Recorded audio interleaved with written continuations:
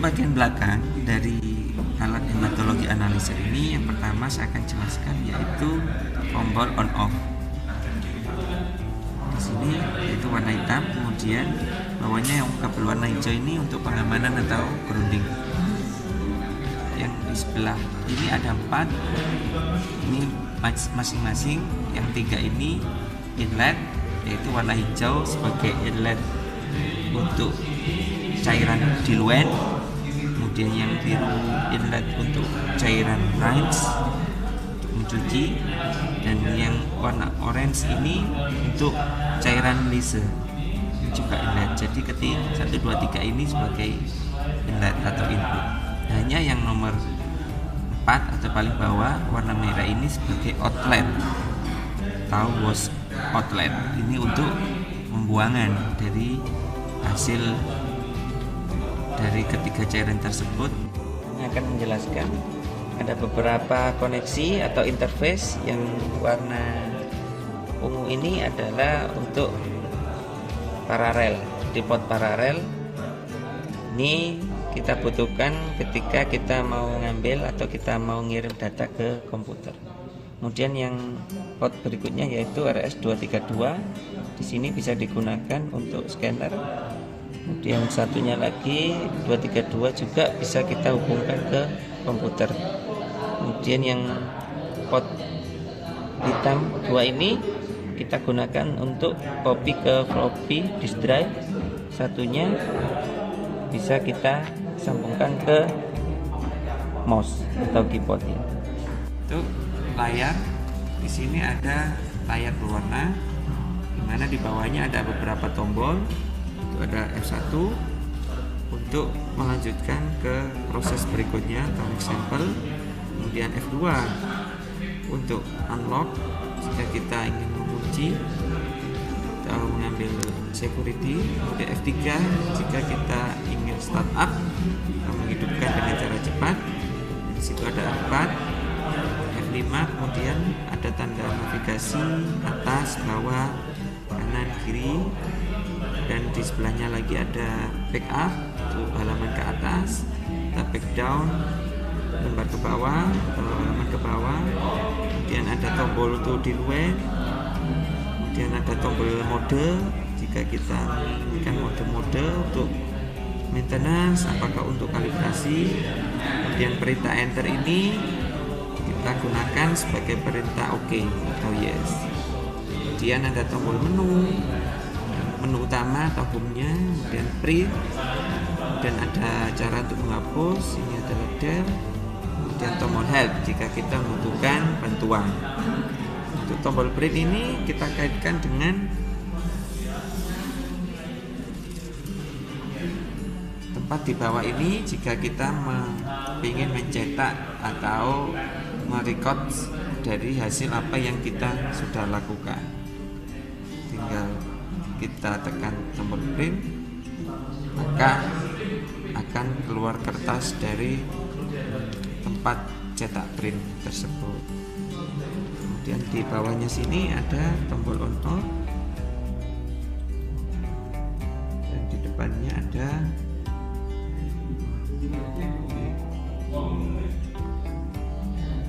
di depan sini ada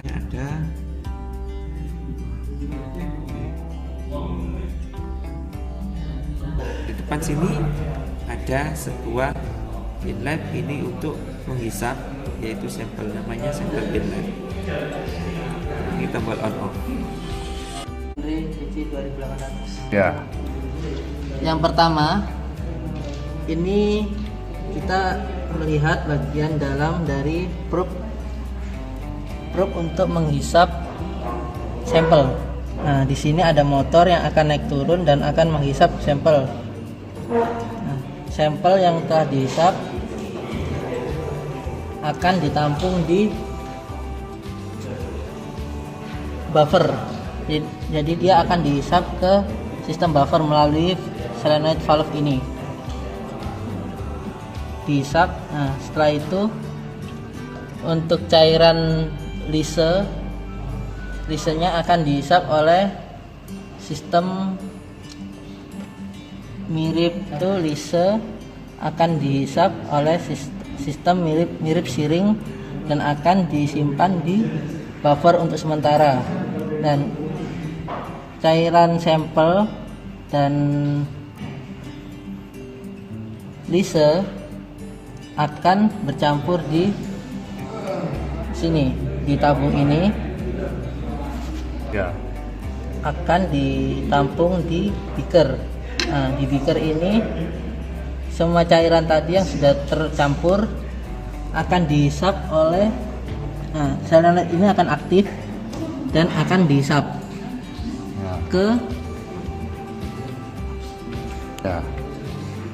ke tabung vakum ini. Jumlah cairan yang dihisap, yang dihitung itu akan diukur oleh sistem metering ini. Sistem metering ini akan mengukur volume cairan berapa yang akan dihitung jumlahnya. Saya akan menjelaskan tentang blok diagram dan prinsip kerja dari hematologi analisa. Pertama, sampel masuk melalui ini, sebagian sampel masuk lewat masuk ke breaker, kemudian sebagian sampel masuk ke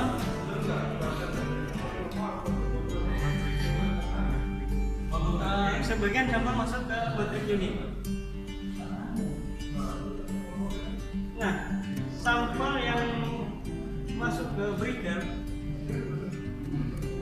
ini impedansinya di sini ada impedansi yang dari yang akan melewati dua celah. Di sini ada celah untuk RBC dan WBC.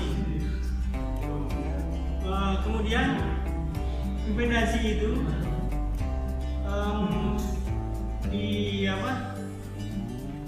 dikuatkan ke ampli dan sebagai di sini dan untuk di sini setelah sampel sampai di sini maka akan terjadi restart.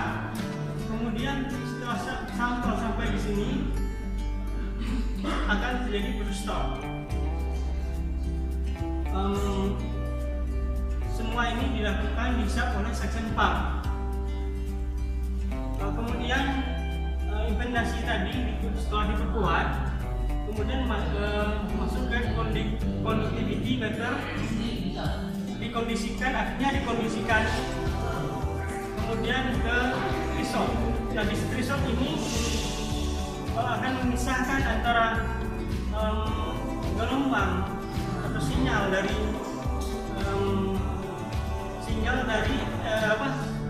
RBC dan UBC. Kemudian masuk ke pulse sampai pulse ampli dan gate. Kemudian di sini akan dihitung dan ditampilkan display. Baik, terima kasih. Pemaparan saya tadi tentang blok diagram dan prinsip kerja dari hematologi analisa.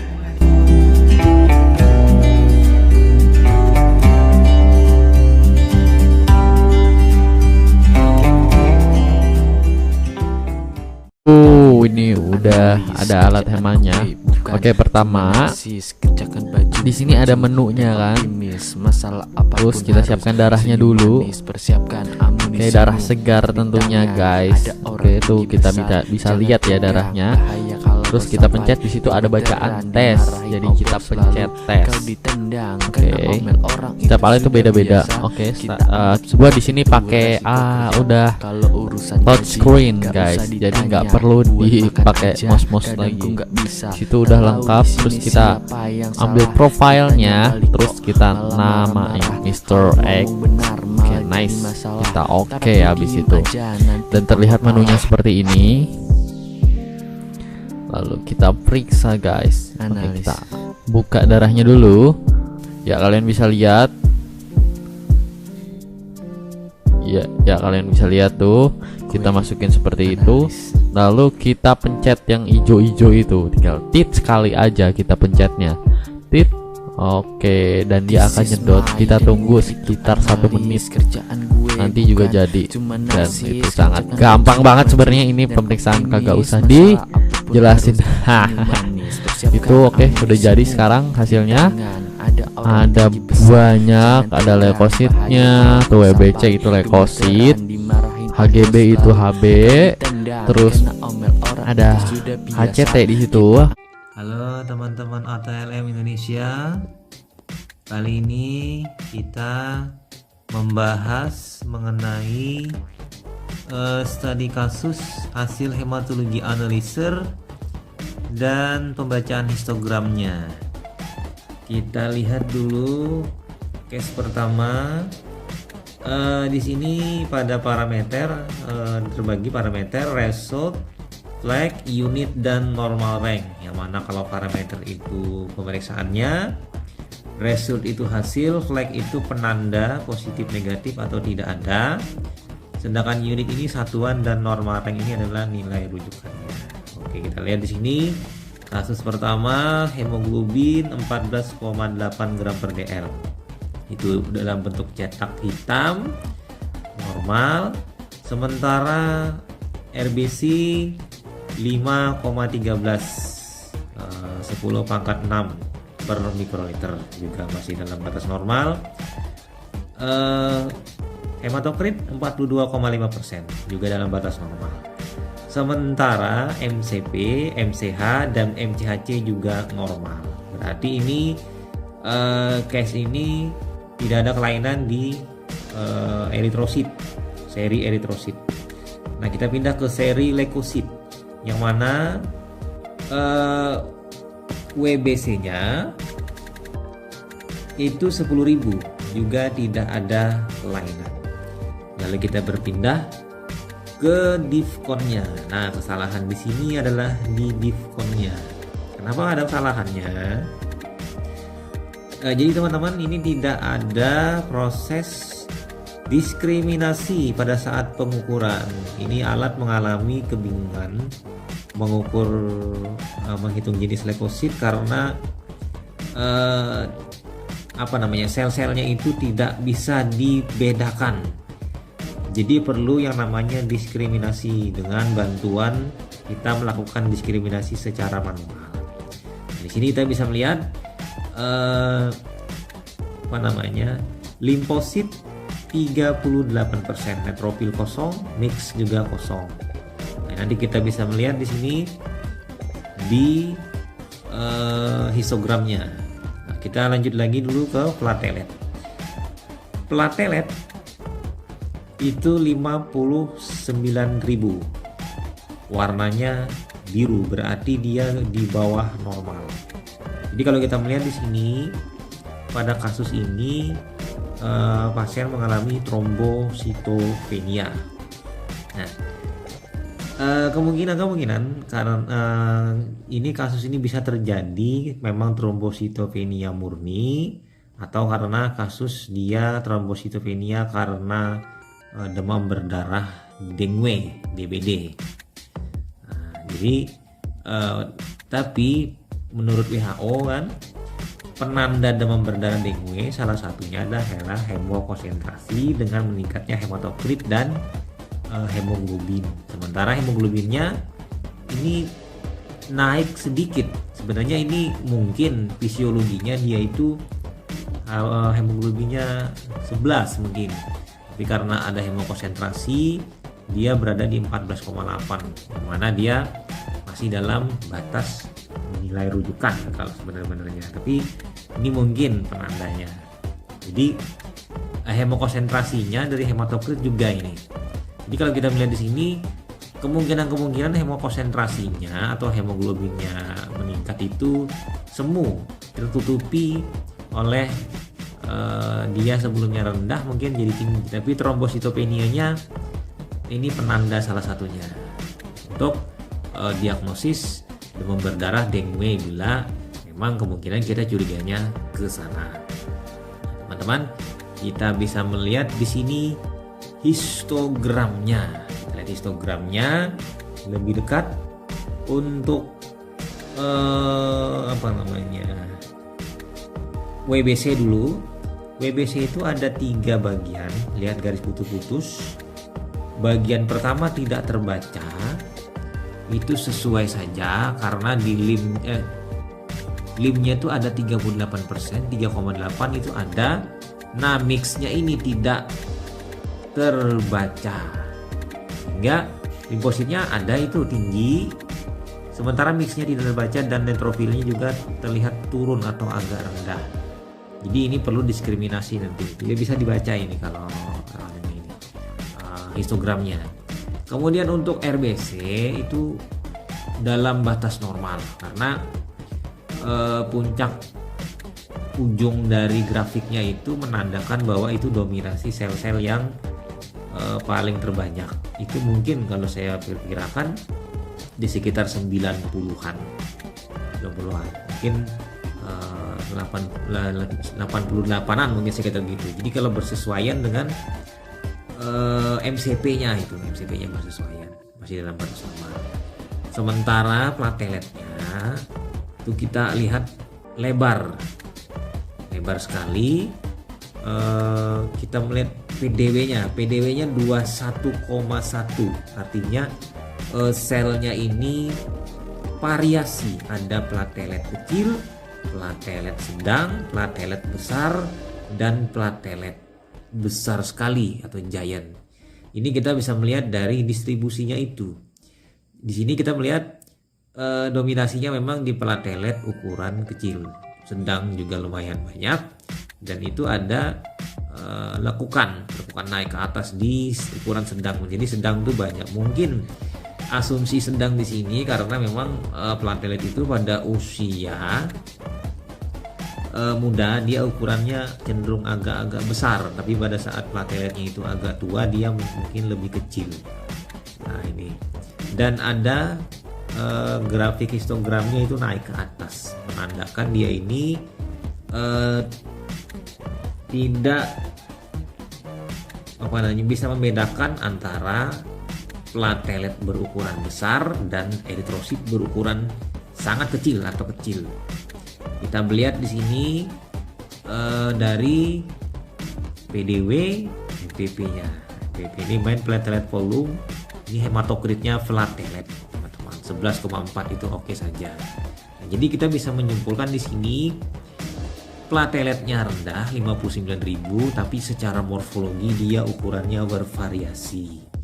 Ini pada kasus pertama untuk hasil hematologi analyzer. Kita pindahkan ke kasus yang kedua, yaitu ini. Teman-teman bisa menyimak. Jadi ini teman-teman ATL Indonesia, teman-teman bisa menyimak dan bisa menyimpulkan sendiri. Oke, saya beri kesempatan teman-teman untuk menyimpulkannya. Pertama yang perlu dilihat adalah warna dulu. Warna, bila warna merah itu tinggi, warna biru itu rendah, warna hitam itu normal.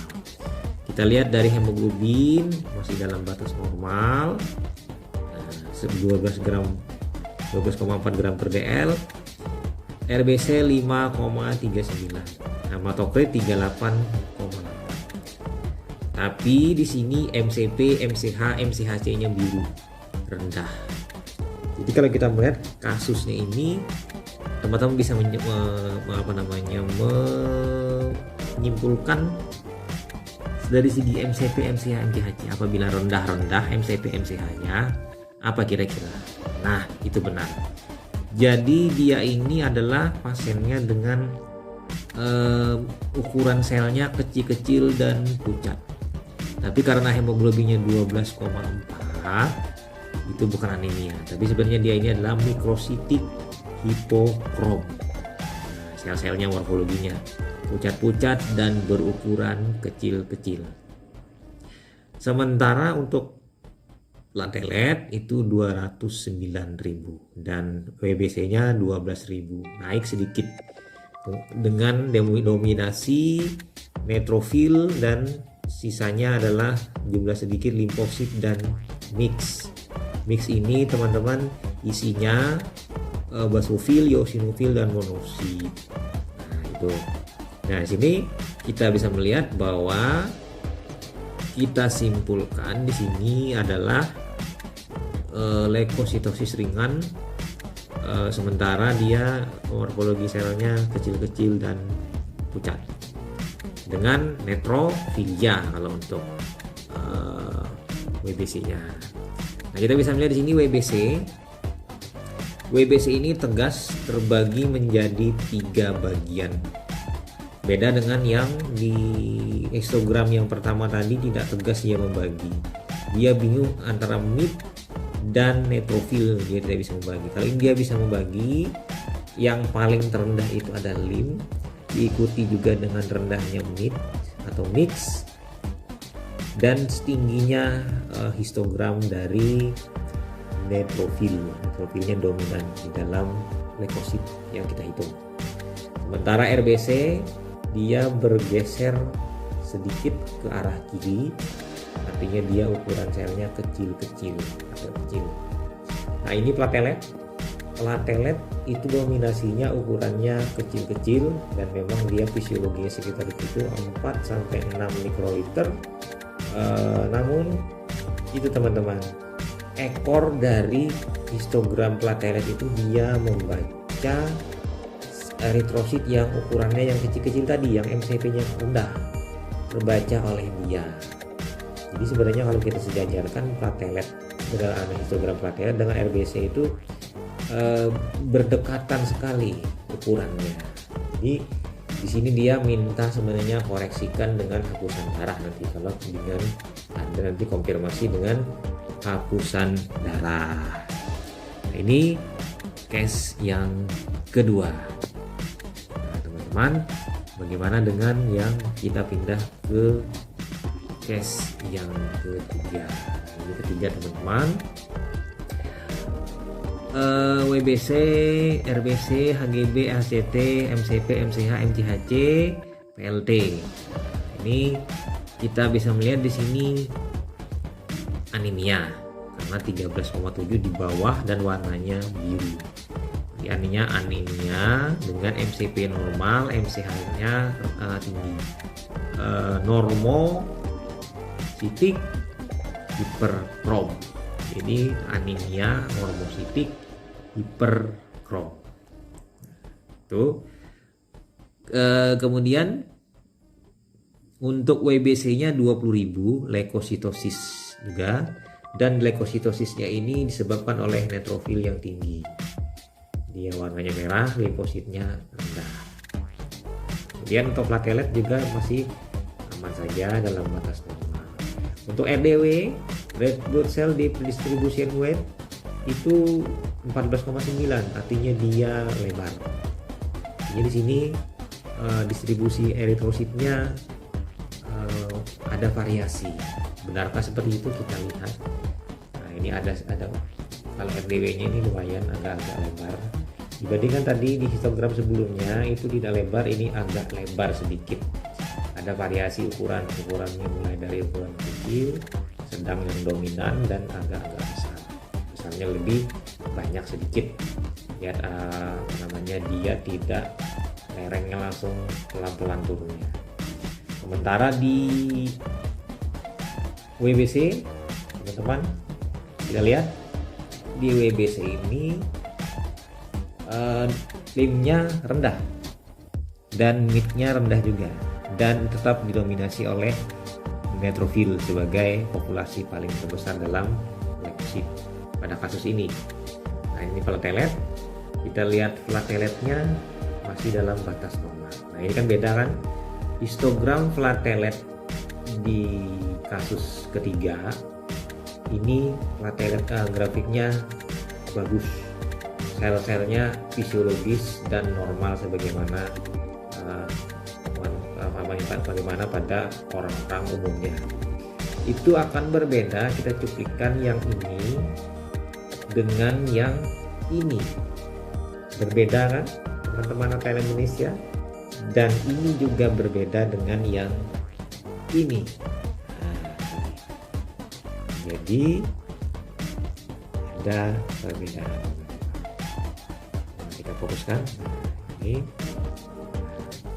beda kan? Jadi ini pentingnya kita belajar histogram. Nanti saya bahas ya mengenai histogramnya ini lebih detail nanti dengan slide PowerPoint saya buat dalam workshop yang pernah saya bawakan di Banjarmasin. Oke, itu teman-teman bahasan kita 3 kasus hasil pemeriksaan hematologi analyzer menggunakan impedance, electric impedance 3 div atau 3 volt menggunakan alat Sysmex, Sysmex KX XP100. Nah, ini itu saja. Semoga teman-teman bertambah ilmunya dan banyak manfaatnya. Sampai jumpa di video selanjutnya. Jangan lupa subscribe dan bunyikan lonceng notifikasi. Saya Ahmad dari Banjarmasin pamit. Sampai jumpa. Bye.